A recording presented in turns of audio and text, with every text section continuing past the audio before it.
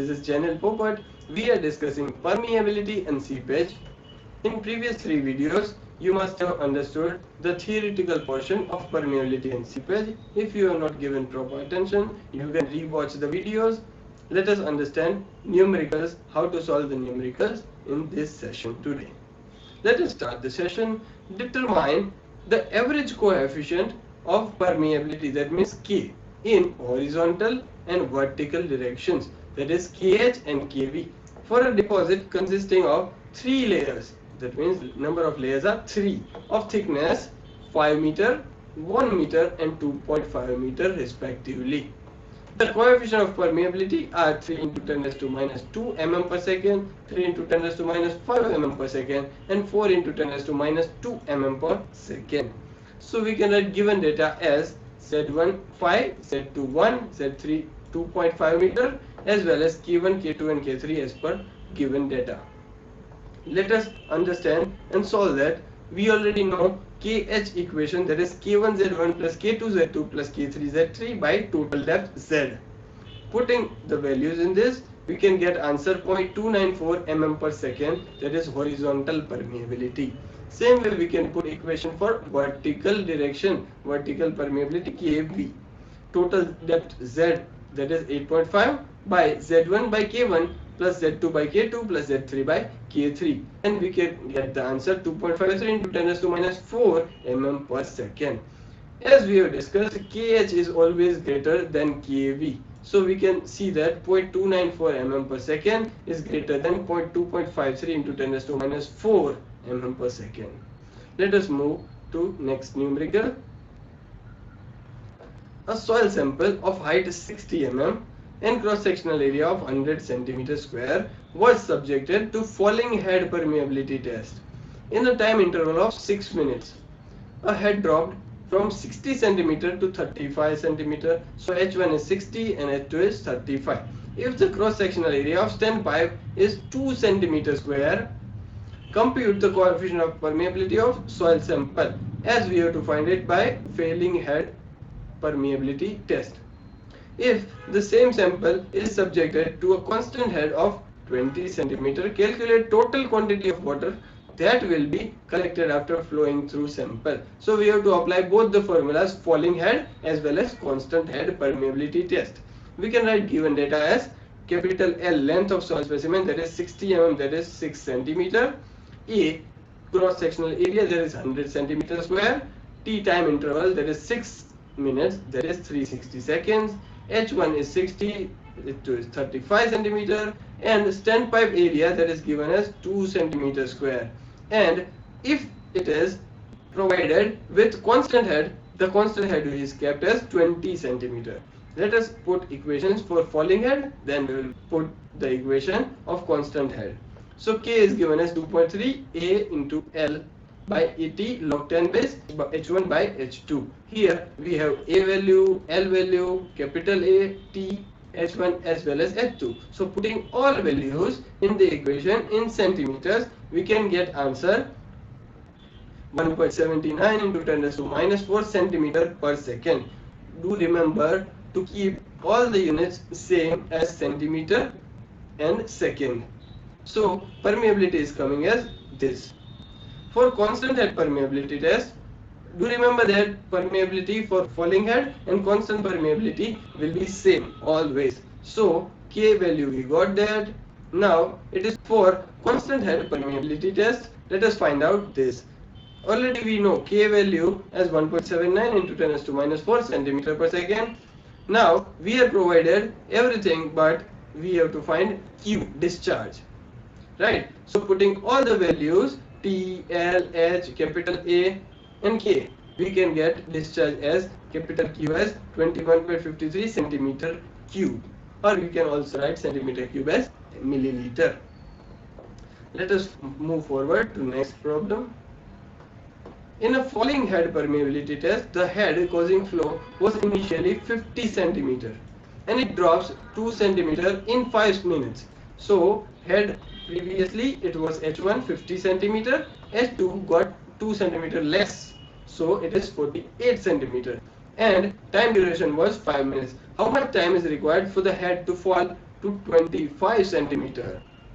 Let us calculate this. Given data can be written as case 1 H1 50 centimeter, H2 48 centimeter, T1 that is 5 minutes, or we can write 300 seconds, as we can get centimeter per second the unit. Case 2 we can write H1 as 50 and H2 as 25, and T2 for that is to be found out. Let us put equations for permeability. So we can understand that for the same soil sample, for the same soil, we can write K1 is equal to K2. So according to falling head permeability test, we can put formulas as this, where 2.3 small a capital L, 2.3 small a capital L, as well as capital A can be cancelled out, and we can write down 1 by T1 log 10 H1 by H2 is equal to 1 by T2 log 10 H1 by H2. Here we know all the values except T2, so we can find out T2. T2 has 5093 seconds, or we can convert it in minutes, 84.89 minutes, or we can convert it in hours, T2 1 hour 24.89 minutes. Let us move to next numerical. Let us calculate the value of coefficient of permeability of a soil with effective diameter of 0.15 mm.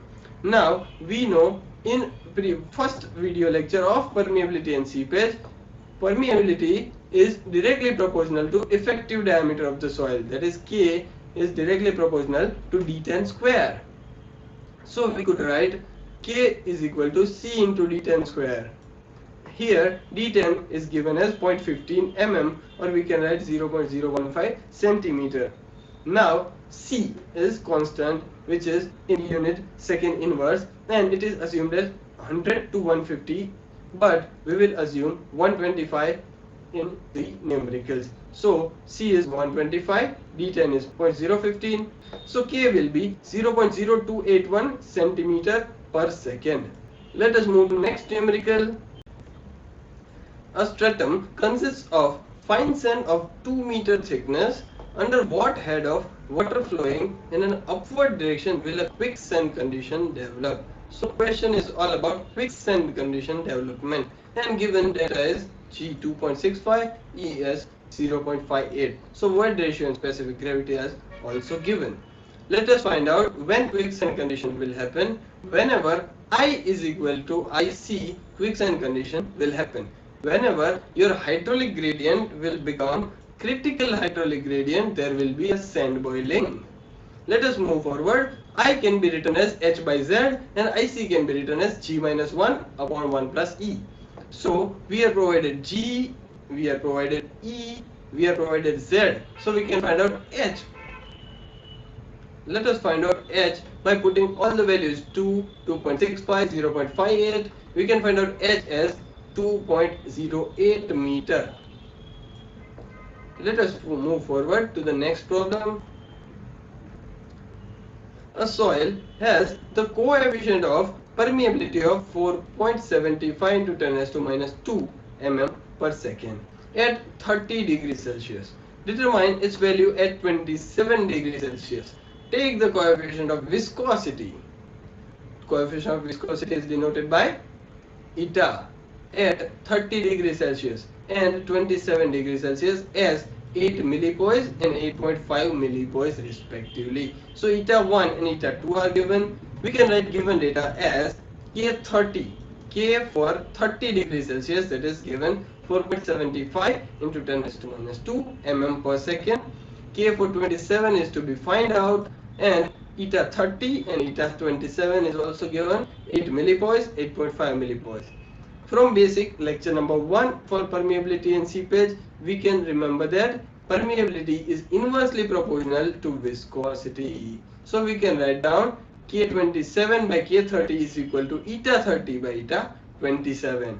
And we are given K30 as well as eta 30 and eta 27. So we can find out K27. Putting all the values as K27 is equal to 4.75 into 10 raised to minus 2 mm per second into these 8 and 8.5 both are in millipoise, and millipoise will be cancelled. So K27 will be in unit of mm per second as K30 is. So calculating it further, K27 become 4.47 into 10 raised to minus 2 mm per second. So this is how we can calculate permeability. We can use factors affecting permeability. Let us move further. Next problem is about the construction of a flow net. For a dam, flow net is generally used for hydraulic structures, and it gave NF8 and D20. The head of water lost during the seepage was 5 meter. If K is equal to 3 into 10 raised to minus 4 centimeter per second, estimate the seepage loss in per day per meter length of the dam. So given data can be written as NF is equal to 8 and D is equal to 20. Total height H is given for seepage as 5 meter and K is equal to given 3 into 10 raised to minus 4 centimeter per second. We can convert it in meter per second as this is in meters. Let us find out Q. We have the formula for seepage loss. Q is equal to K into NF by ND into H. NF by ND is remembered as shape factor. Now we are putting K, NF, ND and H values here. 3 into 10 raised to minus 6, 8 by 20 into 5. So it becomes, Q becomes 6 into 10 raised to minus 6 meter cube per second. Now we want to find it out as meter per day. So we are calculating from seconds, converting from seconds to day. So Q become 0.5184 meter cube per day. Thank you.